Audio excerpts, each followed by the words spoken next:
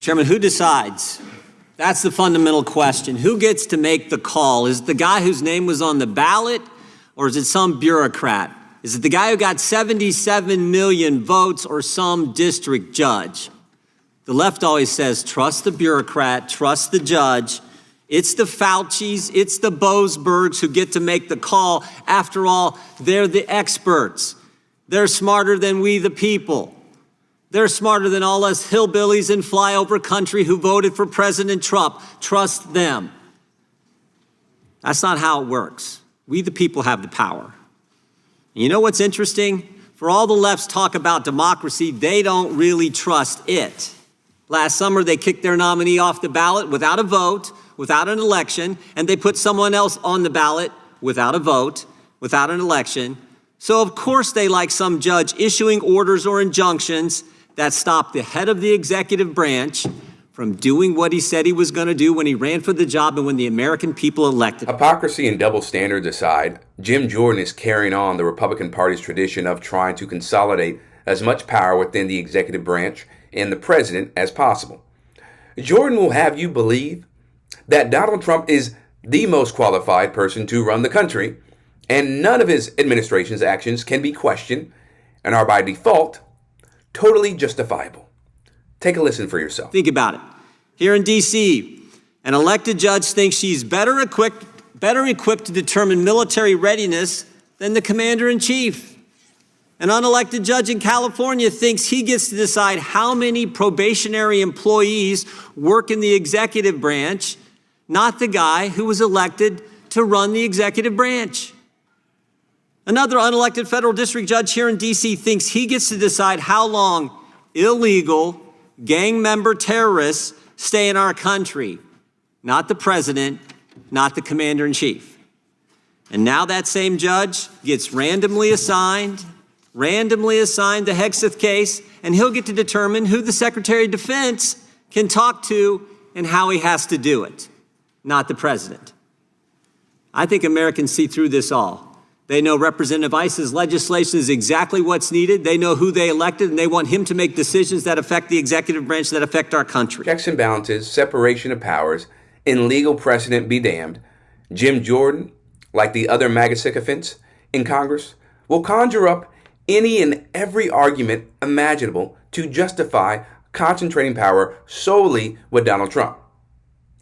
But Representative Jamie Raskin, on the other hand, he sees right through this played out strategy. So why have 34 federal judges from 11 different districts with a combined 474 years of service on the bench, judges appointed by Presidents Reagan, Bush, Clinton, Obama, and Trump, entered 57 different preliminary injunctions and temporary restraining orders against President Trump and Elon Musk's executive orders and actions, like the ones nullifying constitutional birthright citizenship, unilaterally dismantling congressionally created agencies, or impounding and diverting funds appropriated by Congress. Well, the majority says it's because these are radical judges.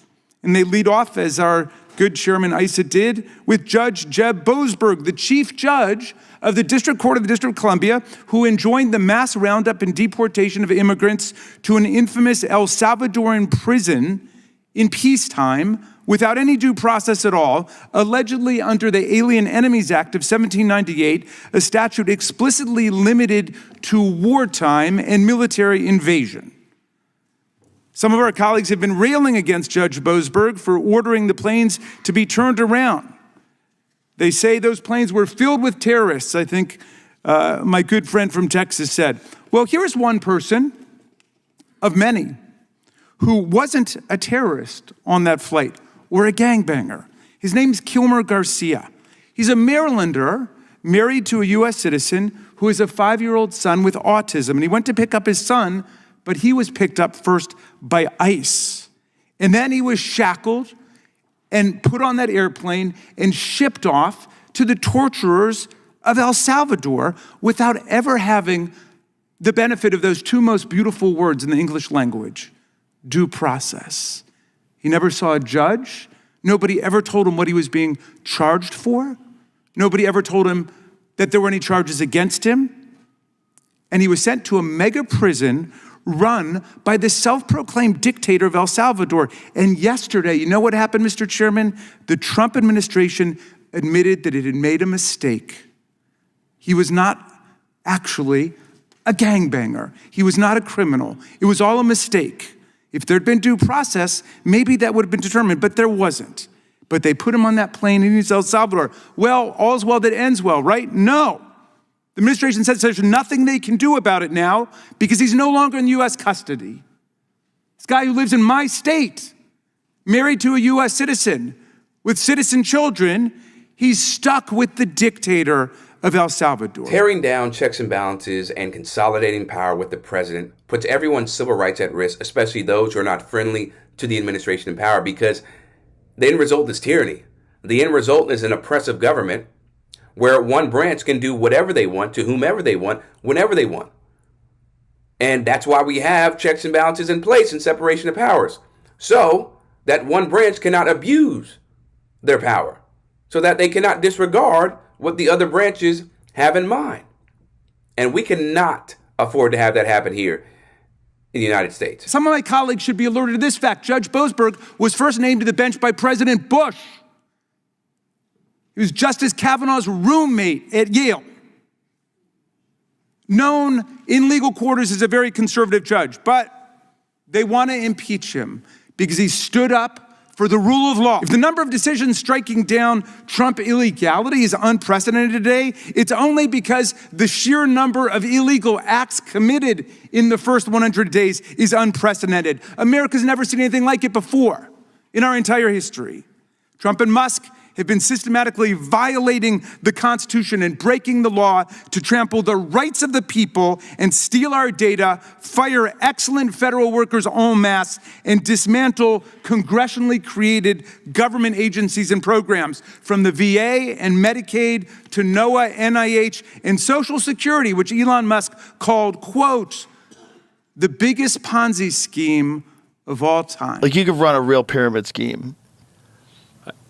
Well, I mean, the government's one big pyramid scheme, if you ask me. Yeah, well, you can tell me better than anybody. Social Security is the biggest Ponzi scheme of all time. When brave Americans go to court to defend themselves against the president of the United States and the richest man in the world, these judges from across the political spectrum are showing up to work, and they're showing America why we have an independent judiciary. The reason why Trump, Musk, and the Republicans are so motivated to gut social spending programs and the broader administrative state is, one, because it just gives them more power for the president, right? Unchecked power, to be exact.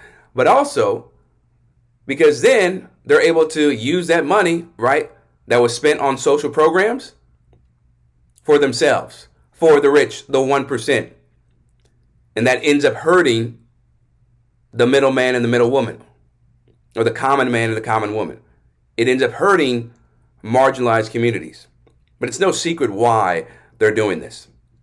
They want to make life so miserable for people who are in the middle and lower class, and people who are not white males, and people who do not adopt their theory of how to live and how to exist in America. What we're witnessing today is a matchless constitutional crime spree by a rogue president and his Doge enforcer, a government contractor who has pocketed $38 billion from the taxpayers, multiples more than he has ever even claimed to have saved us. Look at these cases, finding that Trump violated Congress's spending power and usurped our lawmaking power under Article 1. Read the cases, finding that Trump violated the First Amendment free speech rights, the Fifth Amendment due process rights, the Sixth Amendment counsel rights of the people, even by discriminating by name against law firms and lawyers, actually banning specific firms and lawyers from federal buildings and courthouses, federal contracts and federal employment, all simply because they dared to represent their clients, and Trump hates them. Now, out of this mountain of cases, which I can only surmise our colleagues have not read, let's zero in on Trump's executive order contradicting the very first sentence of the 14th Amendment, which says that any person born or naturalized in the United States and subject to the jurisdiction thereof is a citizen of the United States. Trump got struck down by a Reagan judge a Biden judge, an Obama judge, and a Bush judge. The Reagan judge said, quote, "I've been on the bench for 4 decades. I can't remember another case where the question presented is as clear as this one. This is a blatantly unconstitutional order." You see, if a Reagan-era judge is willing to put his foot down this forcefully and unequivocally about a Trump executive order, that's really saying something. I call on my colleagues right now to call off the campaign to impeach federal judges for doing their jobs. I call on them to demand that the Trump administration comply with all judicial orders while appealing whichever ones they want to appeal, and to demand the return of people unlawfully taken to El Salvador on that so-called plane full of gangbangers. And I especially call on them today to denounce all violent threats, doxing, online vilification, and threats against our judges. This is the Judiciary Committee of the United States House of Representatives, and we should act like it. Raskin's speech is exactly what voters and other Democrats need to hear to be motivated enough to mount some real opposition to Trump and his administration. Because if you don't show any type of urgency, any type of tenacity to making sure judges are not impeached for simply disagreeing with the individual in charge of the United States, in this case, Trump, then I don't know what will. Because all the actions that he's trying to, or all these things that he's trying to put in place are going to have severe consequences. They already have, right? In some cases, the decisions have been reversed or the judges have blocked the actions that he wants done. And if you don't have that type of energy towards thwarting that, we got a lot of issues, right? Like, judges should be impeached when they commit a crime, like bribery and other matters. I mean, Clarence Thomas, Justice Scalia, don't see the Republicans talking about impeaching them, though. And I know the standard, it's really high, but you get my point. In the end, I really hope, and I do believe that the judiciary branch, as a whole, they will stand up to Trump, and they will not allow, him to intimidate them into making decisions that are going to impact people, a lot of people, right, in a very negative way. Because otherwise, I think some of these judges would just rule with him and be like, no, it's fine. But because they already have fought back, I don't think they're going to be swayed because, Republicans are trying to impeach them just because they disagreed with the opinion and the matter at hand with Trump and his administration. For LHQ, I'm Chris Williamson. We'll see you next time.